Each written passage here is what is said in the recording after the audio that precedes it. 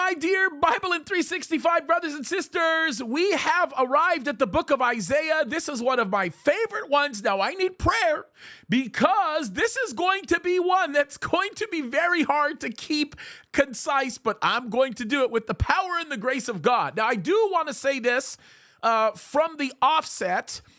We want to apologize for the fact that you're not going to see as much post-production on this particular video that you see on many others. And that is, of course, because of the Labor Day weekend and the very rigorous production schedule that we've had here.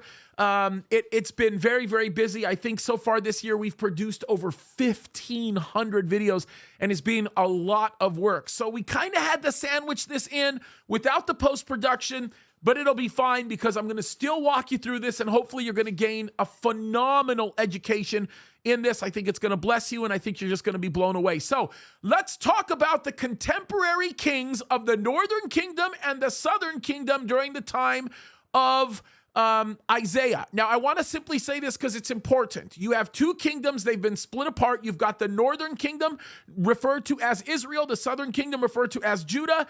Isaiah was a king who prominently ministered to the southern kingdom of Judah. Now, he was around while the northern kingdom was still there.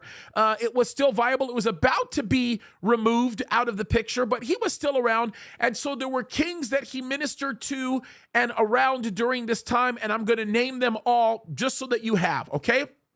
So the kings that he ministered to in the southern kingdom, which of course, this is where he prominently actually ministered as a prophet, was King Uzziah. Now, we have every indication, by the way, based on Isaiah chapter 6, that he was very close to King Uzziah for a lot of different reasons. And so he was very impacted, by the way, when King Uzziah had died. As a matter of fact, he speaks about this in Isaiah chapter 6, when God had completely changed his life and when God had actually called him to the ministry. You'll notice in Isaiah chapter 6 that Isaiah had a foul mouth, and Isaiah actually had all kinds of flaws, yet God had still called him, and God took the area in his life that was perhaps one of the weakest areas and used him in the strongest way in that area, because that's what God does. And if you're looking for encouragement and strength in being called by God to do the work of God, you'll find that in Isaiah chapter 6.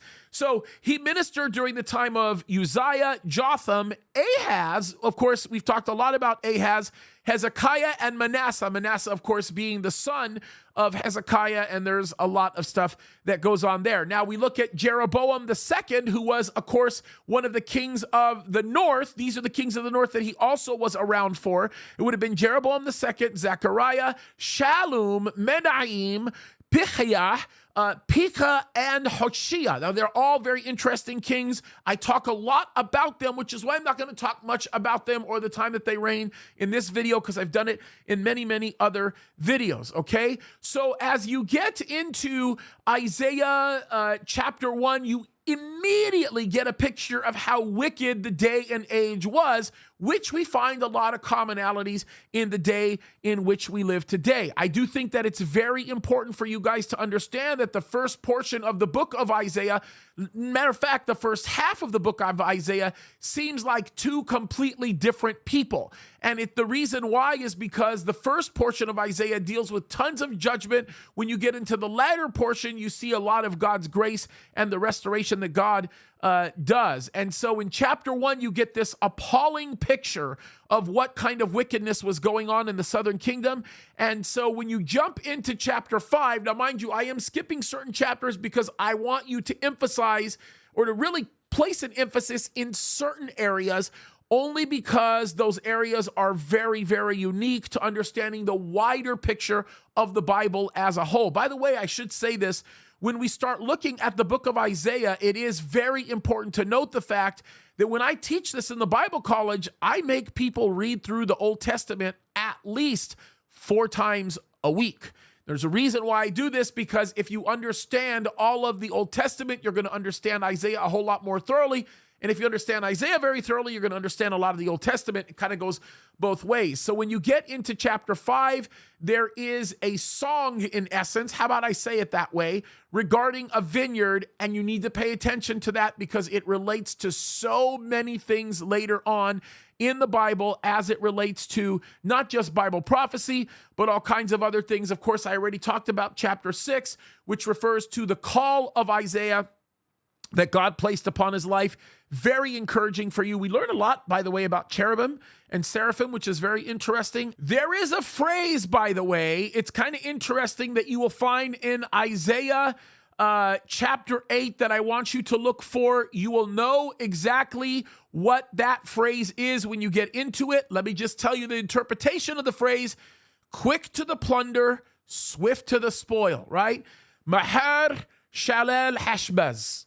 Remember that phrase. You'll learn it in Isaiah 8. Focus on it. It's interesting.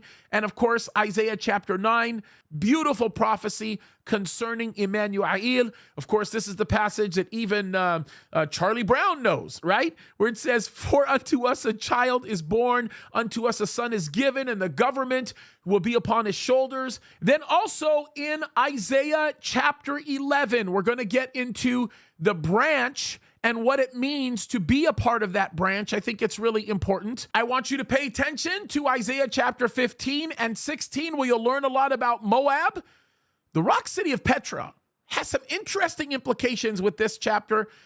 Pay attention to it. Should be very interesting. There's a lot of questions oftentimes in Bible prophecy that comes up with Isaiah chapter 17 regarding Damascus, a prophecy yet to be fulfilled. Kind of an important thing, and we talk about that a little bit at length in one of my previous videos. I believe it's the video that I did on Isaiah last year. I think you'll appreciate that. I have a full teaching through it so that you'll be able to understand. I do lots of videos on Isaiah 17, by the way. In Isaiah chapter 18, all the way through, I want to say 21, we start talking about other nations as well that are very critical to understanding a lot about what we know is going to happen in the future and in the current day. Cush, Egypt, and what happens between the two of them, Babylon, Edom, Saudi Arabia, Jerusalem in Isaiah chapter 22 when we get there, Tyre in chapter 23, which, by the way, in chapter 23, it talks about stuff that had not happened yet in Isaiah's day,